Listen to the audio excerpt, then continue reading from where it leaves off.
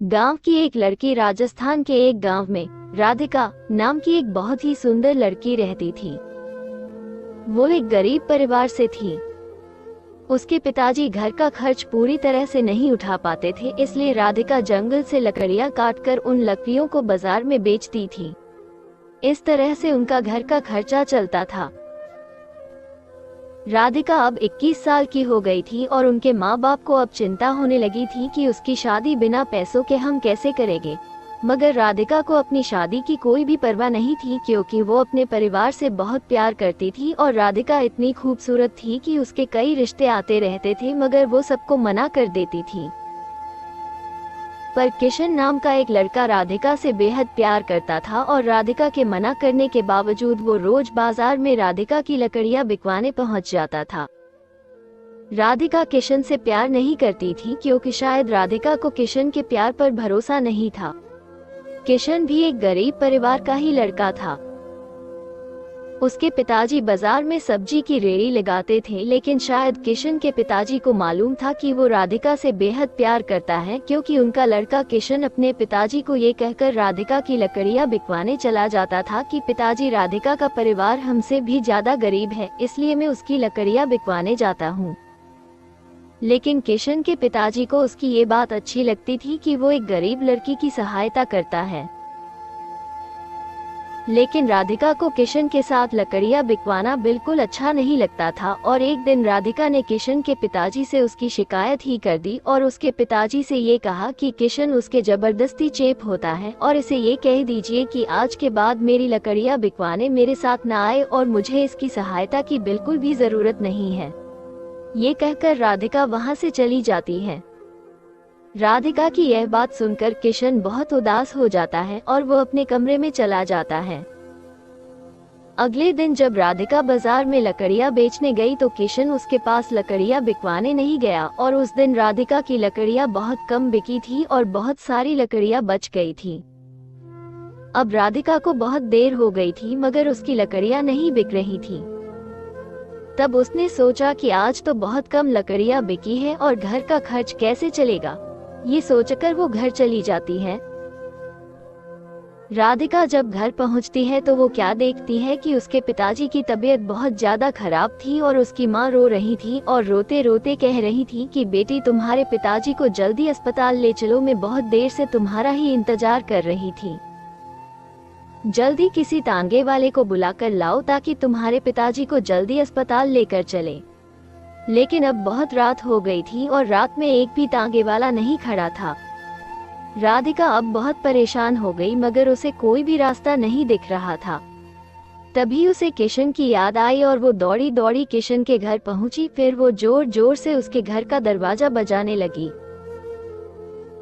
तब किशन घर का दरवाजा खोलता है तो किशन राधिका को अचानक इतनी रात को देखकर चौंक जाता है और राधिका से पूछता है कि क्या हुआ, इतनी रात को तुम यहाँ कैसे?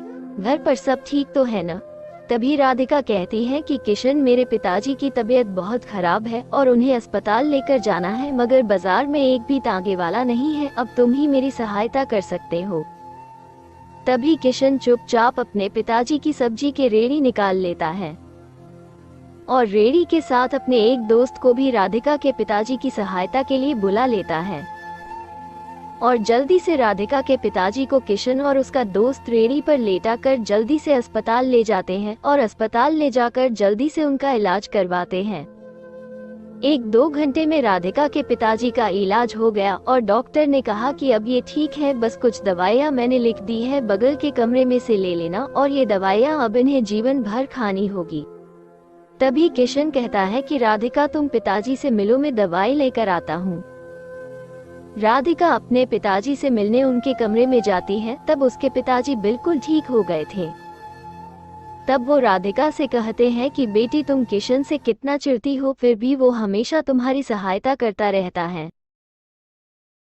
तभी किशन का दोस्त भी बोलता है कि राधिका, किशन ही हम सबको ये कहता है कि तुम सब राधिका से ही लकड़ियां खरीदा करो ताकि तुम्हारी सहायता हो सके। और राधिका, मैं तुम्हें ये भी बताना चाहता हूँ कि किशन बहुत ही अच्छा लड़का है और तुम हो कि किशन के घर पर जाकर उसकी बेइज्जती कर दी।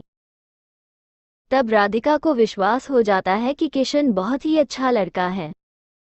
इतने में ही किशन दवाई लेकर आ जाता है और राधिका से कहता है कि मैंने तुम्हारे पिताजी की सभी दवाइयाँ ले ली हैं और डॉक्टर ने भी छुट्टी दे दी है, चलो अब घर चलते हैं। अब सुबह के 6 बज चुके थे। हॉस्पिटल के बाहर ही तांगे वाला खड़ा हुआ था। किशन ने अपने दोस्त से कहा कि तुम रेडी लेकर घर पहुंचा देना, मैं तांगे से राधिका के पिताजी को घर छोड़ आता हूं। राधिका किशन से बहुत खुश थी कि किशन मेरी कितनी सहायता कर रहा है। इतने में वो सभी घर पहुंच जाते हैं और किशन तांगे वाले को किराया देकर पिताजी को घर छोड़ देता है। तभी किशन जाने लगता है तो राधिका उसे बाहर रोककर उसका हाथ पकड़कर उससे माफ़ी मांगती है और ये कहती है कि किशन, कल से तुम मेरी लकड़ियाँ बिकवाने आ जाना, क्योंकि अब तुम्हारे बिना मेरा लकड़ियाँ बेचने का बिल्कुल भी मन नहीं करता। और हाँ, क्या शादी के बाद भी तुम मुझे बाजार में लकड़ियाँ बेचने भेजोगे?